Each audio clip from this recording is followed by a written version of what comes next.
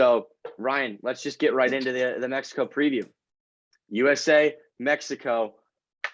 Here we go again, baby. I mean, this is all the marbles. I mean, we're talking about the big games that we saw over the summer. We saw the Nations League final where we came out on top. We saw the Nations League.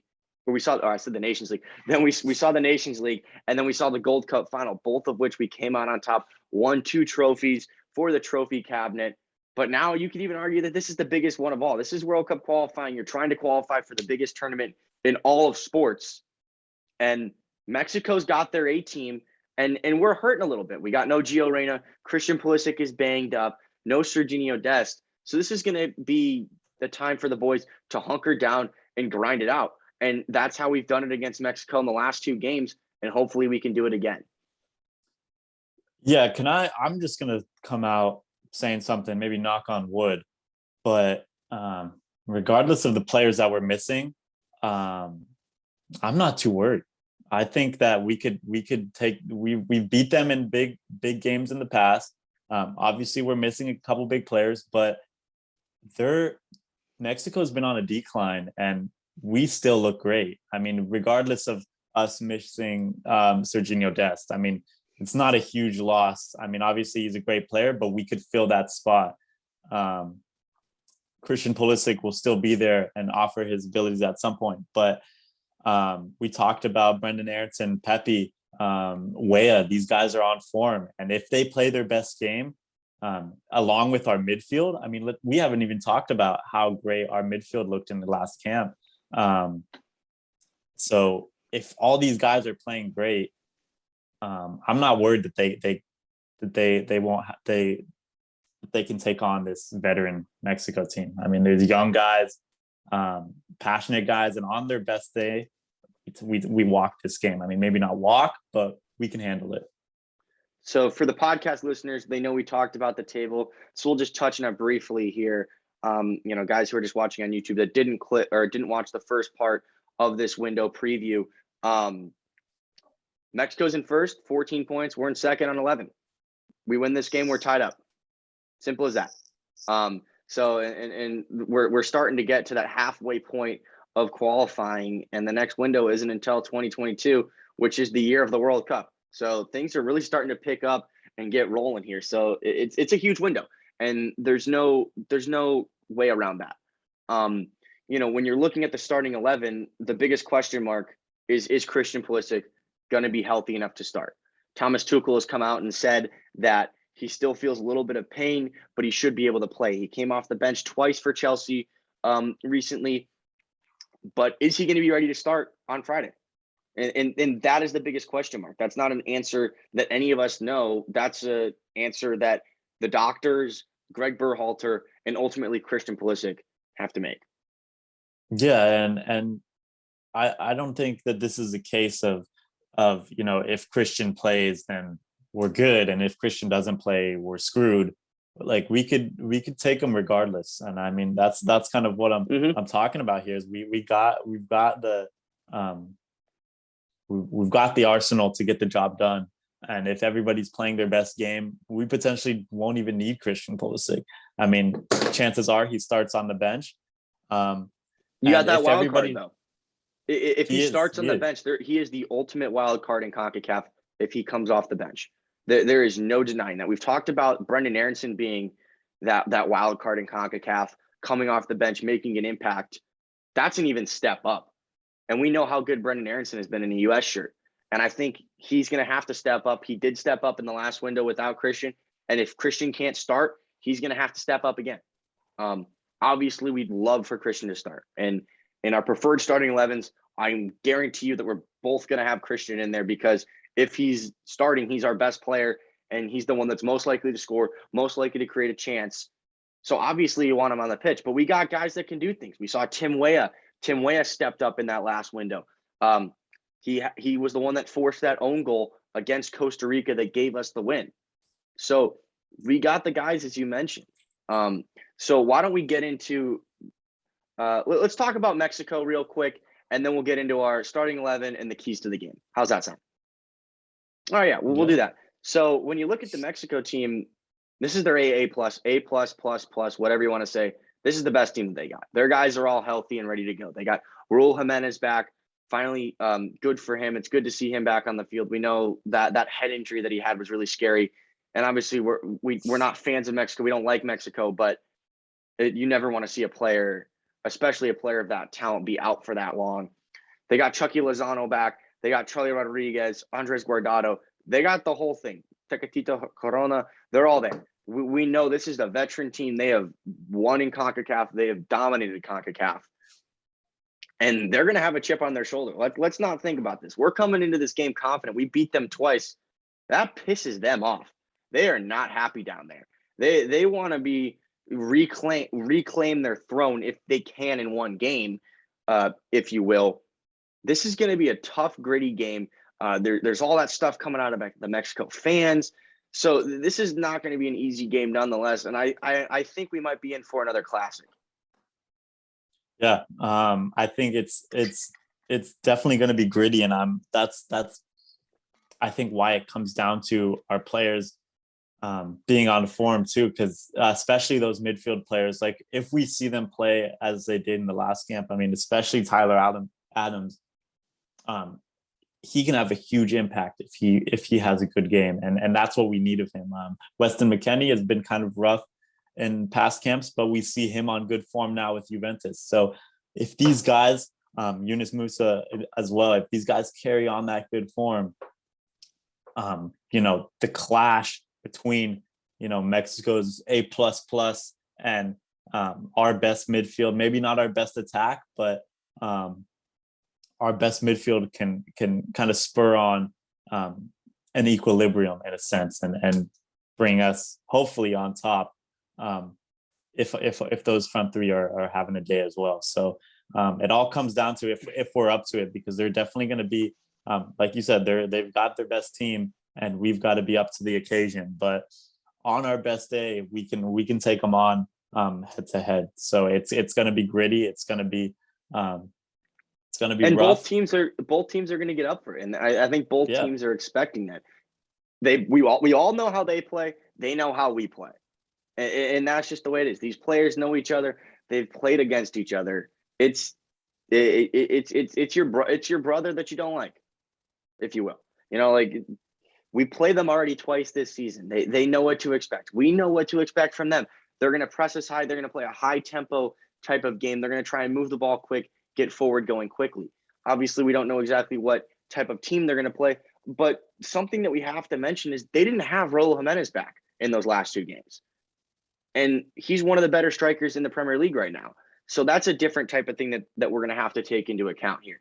Our two center back pairings are going to have to be ready because we know the aerial threat that he is. They're going to have to be turned on at all times because he's the type of striker that just seems to find little pockets of space and score a goal.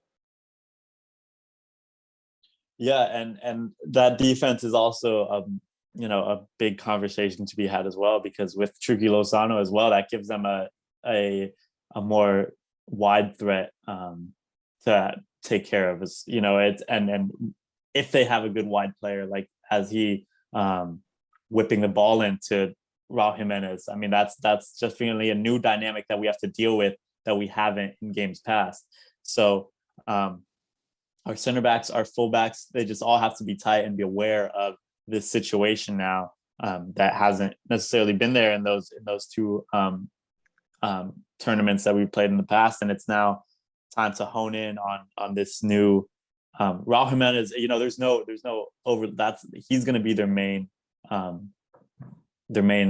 output through their attack. So we just have to focus in on this new dynamic that they have bringing into the field, and it's going to be a big test. So they're going to get chances, and now we got to talk about. I feel like it's something we've talked about forever, but it's an ongoing conversation, and it's going to be an ongoing conversation until one of them grabs the job steps up and takes the number one, by the neck and just makes it themselves.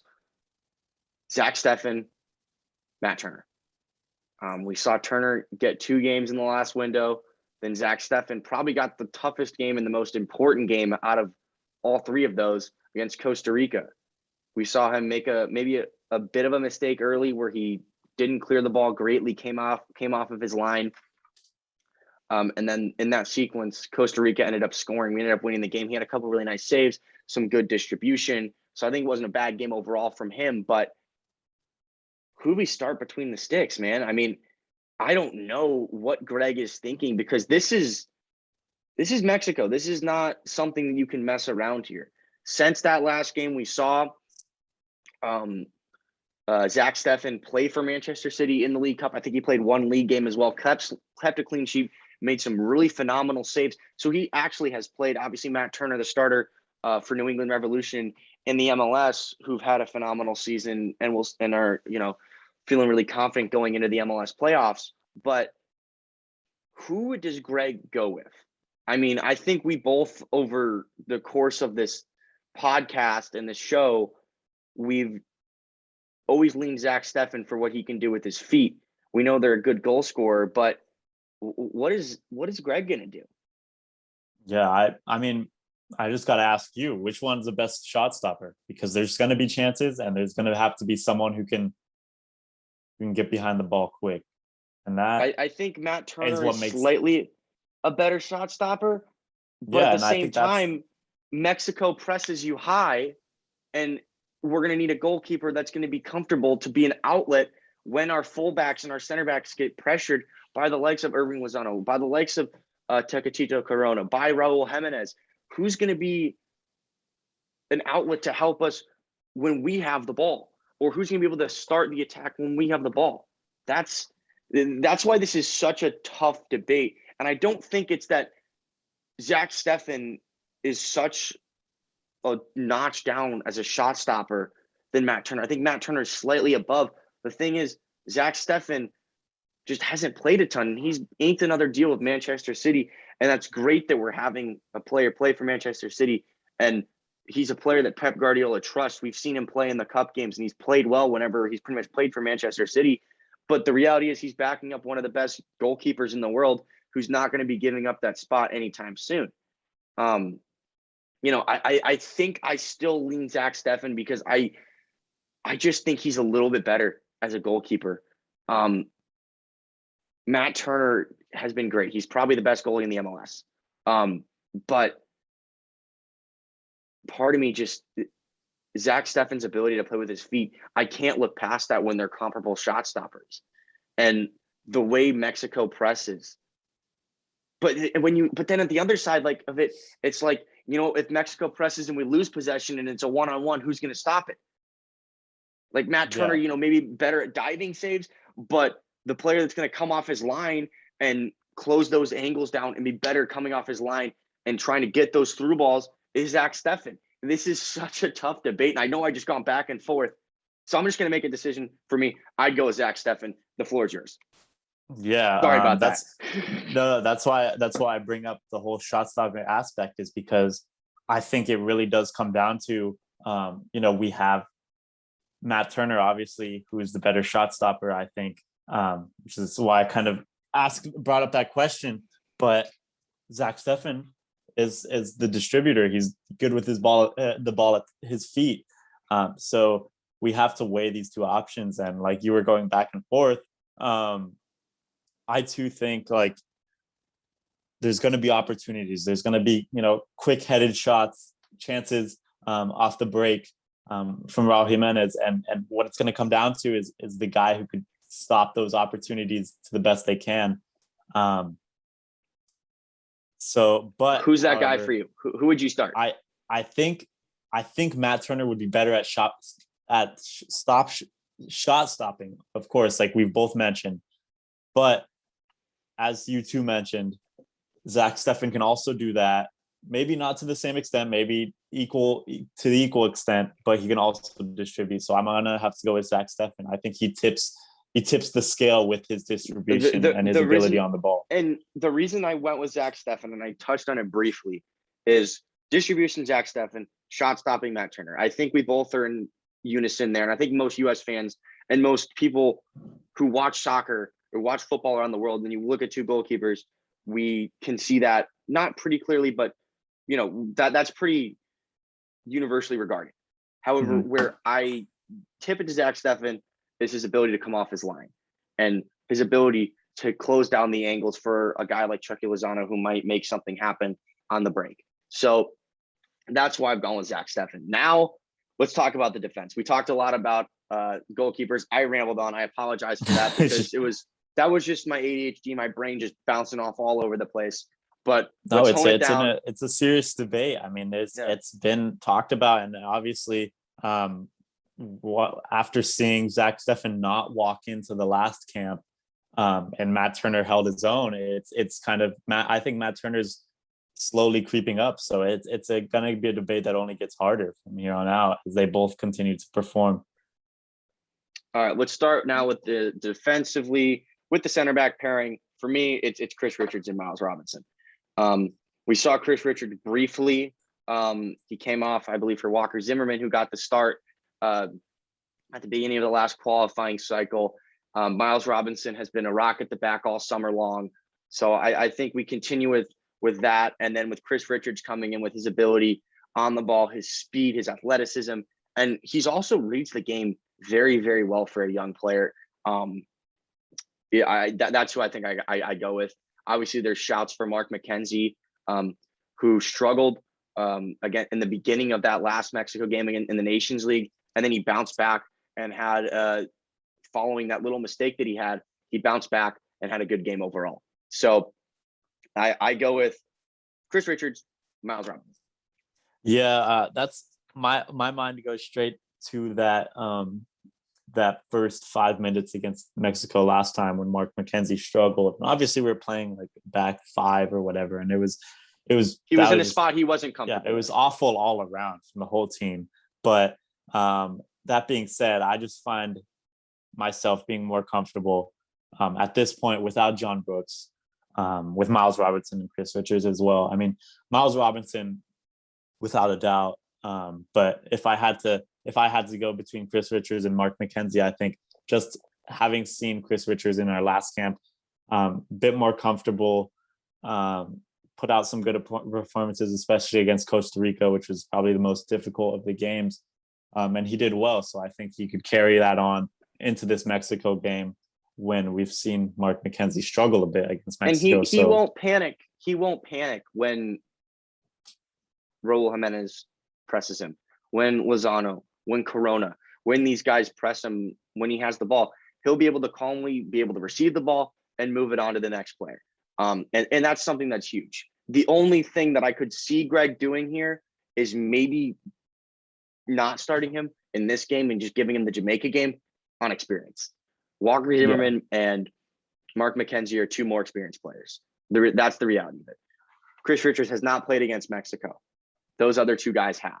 So that's something that has to be considered, because you don't always know how a 21-year-old is going to respond in a hostile environment in the biggest rivals, when these players are kicking you, when you're getting stuff thrown at you from the stands. You don't know what's going to happen. I think he will respond well. He's played in tough environments over in the Bundesliga in Europe, but he's trained against Lewandowski. I mean, doesn't give much. He played with him. He's played with Lewandowski. He's played against those guys. He's playing with Hoffenheim. Like he's played in some tough play. He's played in the Europa League. We always talk about, as Premier League fans, how crap and how terrible it is to go play in some of these, Serbia, like these just rough environments that are just, there's flares being sent off. There's slurs being shot at you. Like some of these places are not good places to play. They are nasty, and these fans are hostile, and they're mean, and they're angry, and they're going to harass you. I mean, you did the Czech Republic thing. Like, more than anybody, and I'll let you speak on that. But I think he'll be fine. I think he'll be fine, and I'd start him because I just think he's the best one. And especially we're going to be on home turf. I think it's not necessarily going to be as big of a worry in this game. There's going to be a lot of Mexico fans. There's going to be a lot of USA fans too. But I think he'll be able to handle it. It's obviously for any 21-year-old, it's a big occasion, but with his experience, like we've talked about in the Bundesliga, now with this team as well. I think it's for me, it's like, why not? We don't need to. And you'll also never know if you don't throw him in. You'll never know if he's going to be ready for that intense environment. At this point with our team, we don't need to be that kind of team that says, okay, we're going to go with the safe option with Walker Zimmerman. I mean, we've seen enough from this guy, and so at this point for me, it's like, why not? We got to figure it out. He's got to learn somehow. He's got to. You just it's like the thing. Just throw the kid in the pool, let him learn. You know what I mean? And that's the thing. And I think he'll do well. He's played in intense games. And you mentioned the environment thing. It's going to be more of a U.S. based crowd. We're playing in Cincinnati, in that gorgeous new stadium that they have. So I think it'll be something that these players are going to get excited for. Moving on to the fullbacks, we're dragging along. We got to pick this thing up. But left back, this is an easy one. I think Anthony Robinson, he's our nailed down first choice left back at this stage. He's one of the best players in the last window. Anthony Robinson all day. Yeah, Anthony Robinson, and for me, it's going to be DeAndre Yedlin, who I want to see in there as well. I agree, because I think just that's where you could get some more experience, some stability from, if not from Walker Zimmerman. I think DeAndre Yedlin offers more from fullback, plus his experience. So I think that's where we take him in there to give that back line some more support. Yeah, and that was honestly the exact point that I'm going to make. So I'm not going to make it because you did a great job with that. DeAndre Yedlin, experience. He's fast. We know what he can do going forward. He's improved a lot defensively. He's been playing well over in Turkey. Moving on to the midfield. For me, it's the midfield three. Tyler Adams, Weston McKennie, Yunus Musa. When the three of them have played together, they just seem to work. Everything just meshes well together. The team looks good. The way we press, the way we attack, the way we build up from the back, it just all seems to work. These guys, the skill sets just seem to match each other. The way that they just kind of mix, it all just works, and it works well for everybody else on the field. And these were probably, the biggest thing we were missing, I think, in that first window was not having Yunus Musa in that midfield. We were missing that ability to drive forward with the ball, that ability to be calm under pressure.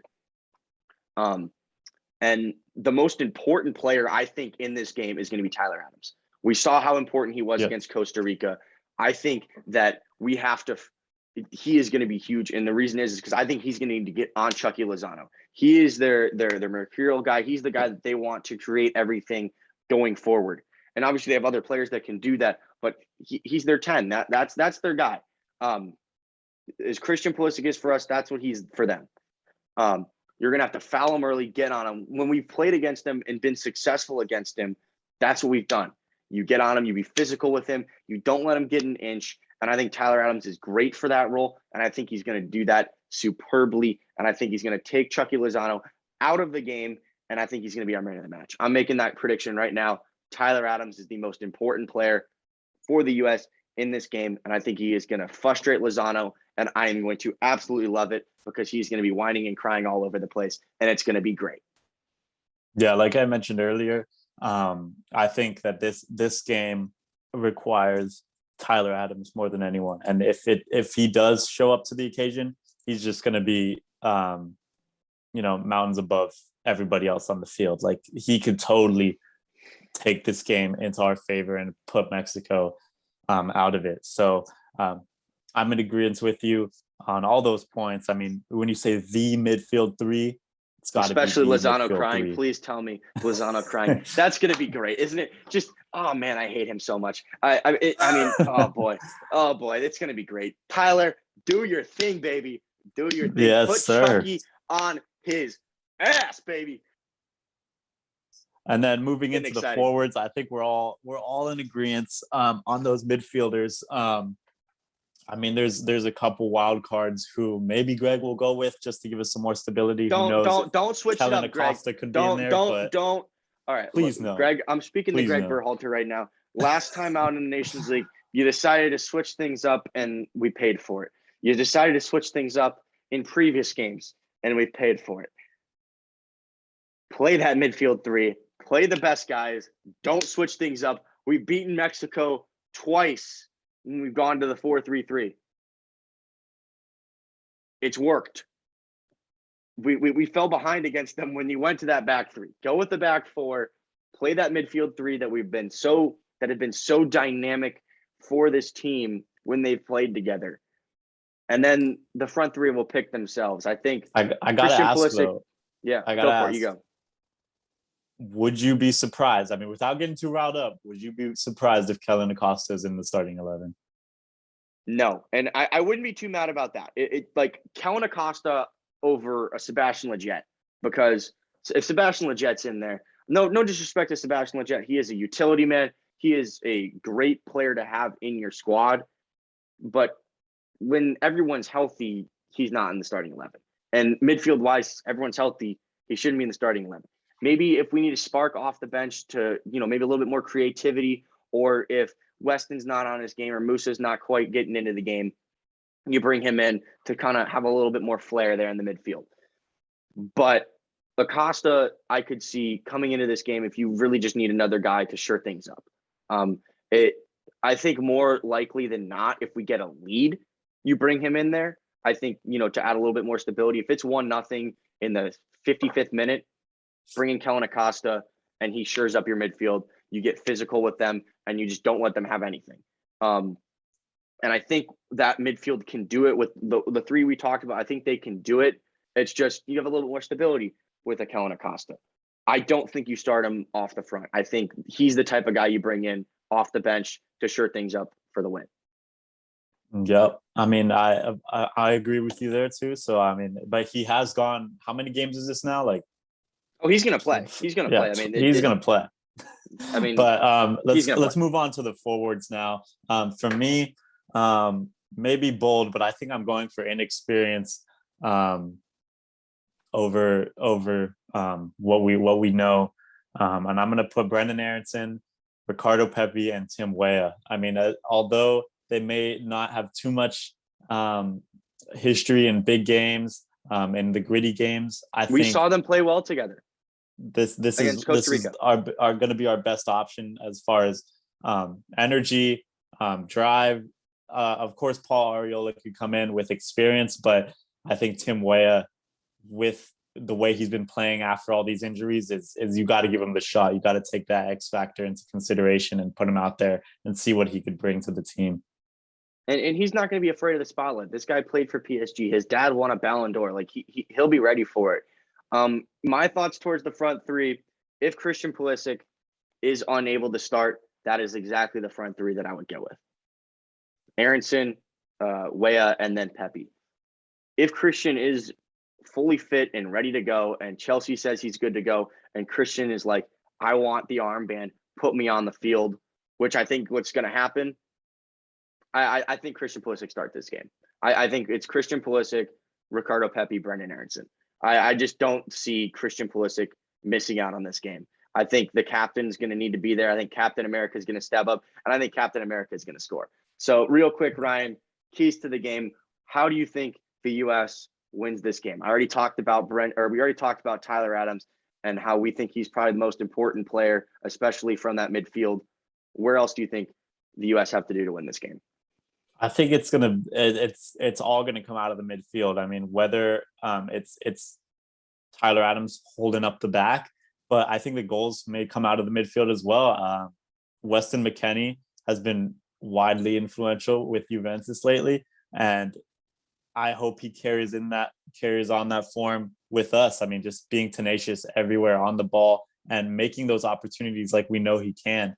And I could really see him getting involved in the final third, along with Yunus Musa. So I really think that when it comes down to it, that of course depends on if Christian plays, of course, but I think Weston McKennie is going to be an attacking threat this game as well. So score prediction? I think I'm going to go with let's go with a 2-1. United States. You always stealing my score. You're always stealing the scores that I'm thinking. Come on, man. Yeah, I'm going to go with the 2-1 as well. And then, aside defensively, I think I touched on it briefly, and I'll touch on it even briefer now.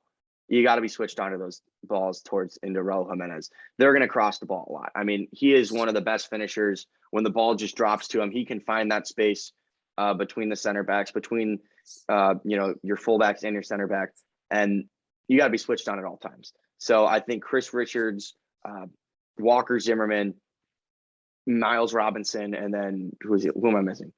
Mark McKenzie. Whoever those two guys that are there in the middle of the field, those are the guys that are going to have to be switched on. And in attack, I think Christian Pulisic gets on the score sheet on a counter attack. Maybe a little Yunus Musa driving forward with the ball, plays it out to Christian, cuts it on his right foot, slots it in the bottom corner. And then I'm going with Weston McKennie goal. I think Weston gets on the score sheet coming off of a cross, something like that, a late run into the box like we've known so well for him. Like I said, maybe Yunus Musa pushes up, plays the ball out wide to DeAndre, then whips in across to a late running